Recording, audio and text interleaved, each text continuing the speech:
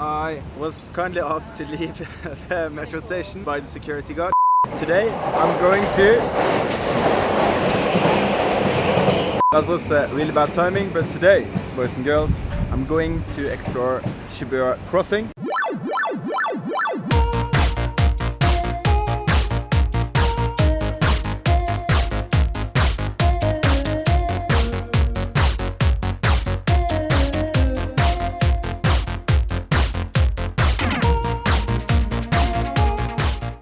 I'm going to use the Panasonic S1. I don't use that as much for photography since I have the Fujifilm XT30, but today I'm going to really test it. Yeah, what can I say? Shibuya Crossing is one of the busiest crossings in the world. Very good for street photography because you have so many people, so many interesting people and faces there. And the mission for today is to try and get some cool candid shots of people and places and situations around Shibuya Crossing. So I'm going to start here at the metro station, and now I shall switch to GoPro mode and I shall see you in a bit. Street photography is really easy to start with if you are picking up a camera for the first time.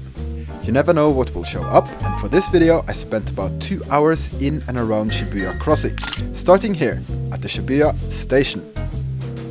It's also a really good challenge. Getting that one shot that tells a good story requires a ton of practice, the right place, the right time, and of course the stars to be perfectly aligned. I do have a few shots like that from my years of photography, and this is how I get them, by spending time in places I think eventually will give me such pictures.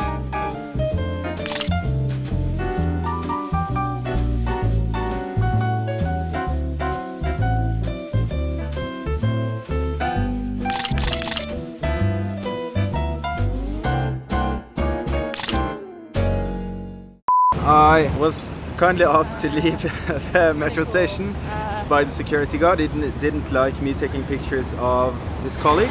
I don't think it's illegal, but better not to argue when you are asked politely to leave by the security guard. Anyway, I think I got some cool shots. The issue I have with shooting street photography with the Panasonic S1, this one, is so big, it's bulky, and when I add the GoPro as well, it looks a bit too much. The XT30 is way better for stealthy, candid street photography in my opinion. I didn't go to the Shibuya Crossing just yet.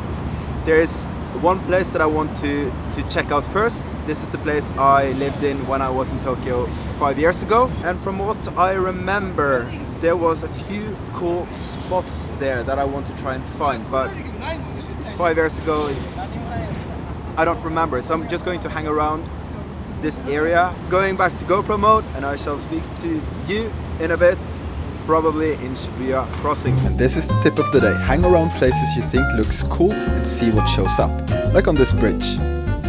Plenty of people walk past here and I got a few decent shots.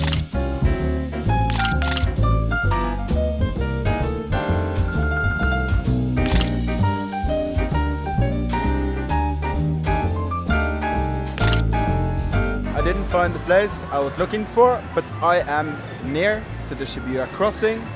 It is starting to rain a little bit, which is good. That means everybody will get out their umbrellas, and hopefully I can get the shots that I didn't get yesterday when I was filming. I was just filming B-roll yesterday, but there was some really cool heavy rain showers, and that proves for some excellent images. So this will be the last GoPro mode, then I'll have a break and share some thoughts on today's session, also why I love doing street photography. So stay tuned for that. Back to GoPro mode.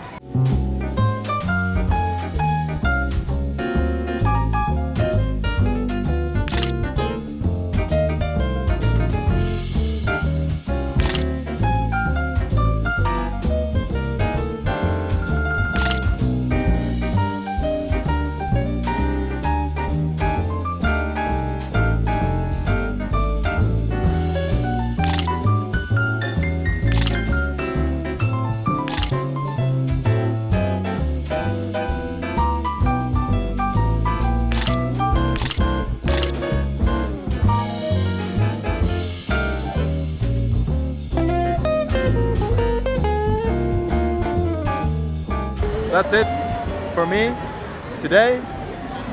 I've had a good time photographing in Shibuya, and the only thing I have to say is about the Panasonic. It's very big, and I only have the kit lens, which is the 24-105 f4.0, so it's not the fastest lens. The autofocus is absolutely horrendous. Sorry about that, folks. Especially now when it's getting a bit darker, I much prefer to use the Fujifilm XT30 for that, for street photography, but because it's more stealthy. This is a big camera, but it's excellent for filming, that's what I use it for, but also good to take it for a spin when it comes to street photography from time to time. And it is getting, it is going to rain, I think. We have some really dark clouds going on. So, a few more things before I go.